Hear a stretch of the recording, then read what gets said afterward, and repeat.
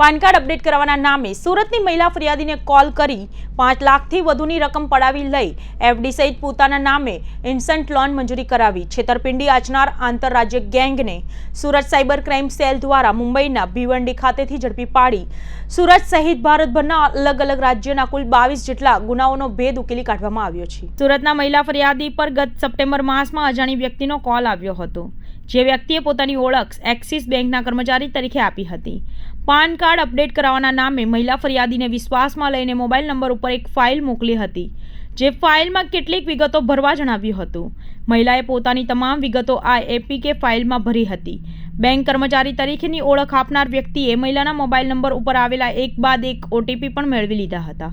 જેવો OTP number મેળવ્યા કે તુરંત જ મહિલાના બેંક એકાઉન્ટમાં રહેલા 5 લાખથી વધુની રકમ અન્ય ખાતામાં ટ્રાન્સફર થઈ ગઈ હતી। એટલું જ નહીં, પરંતુ મહિલાની બેંકમાં રહેલી ફિક્સ એફડી પણ તોડાવી નાખી હતી, જ્યારે ઇન્સ્ટન્ટ લોન પણ પોતાના નામે લઈ લીધી હતી।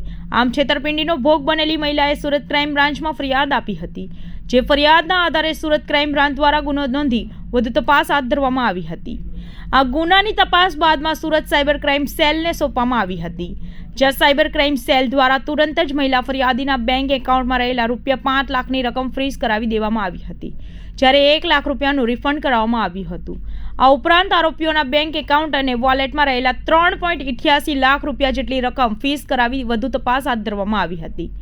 સુરત સાયબર ક્રાઇમ સેલની તપાસમાં જાણવા મળ્યું હતું કે સાયબર ફ્રોડ કરતી આ ગેંગ મૂળ ઝારખંડના ગિરહી ખાતેથી ઓપરેટ કરવામાં આવે છે, જેને લઈને સુરત સાયબર ક્રાઇમ સેલની એક ટીમ ઝારખંડ જવા માટે રવાના થઈ હતી।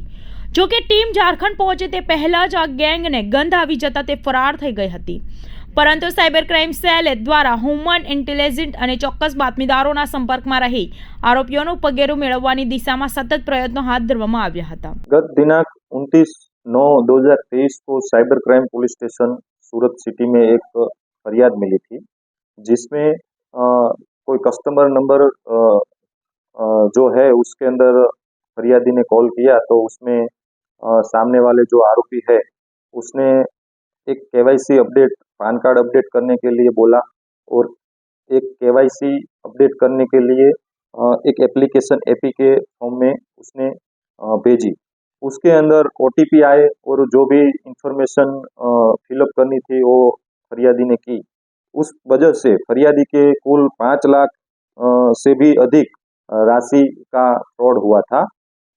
उसके अंदर साइबर क्राइम पुलिस स्टेशन में महाराष्ट्र के भिवंडी खाते से 6 आरोपियों को गिरफ्त में लिया है। उसमें 5 आरोपी एजेड है और 1 आरोपी नाबालिग है। इन लोगों ने कुल पूरे इंडिया के अंदर 22 गुने आचरे हैं। उसके अंदर 3 सूरत सिटी के हैं और बाकी के अलग अलग स्टेट के हैं।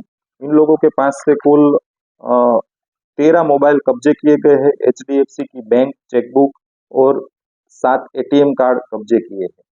लोगों को हमारी ये गुजारिश है कि ऐसी कोई भी लोग कोई भी कस्टमर केयर नंबर डाउनलोड करे तो गूगल के अंदर से ना करे। इसकी जो भी बैंक की है उसकी ऑफिशियल वेबसाइट है, उसके अंदर से ही ये कस्टमर केयर नंबर ले।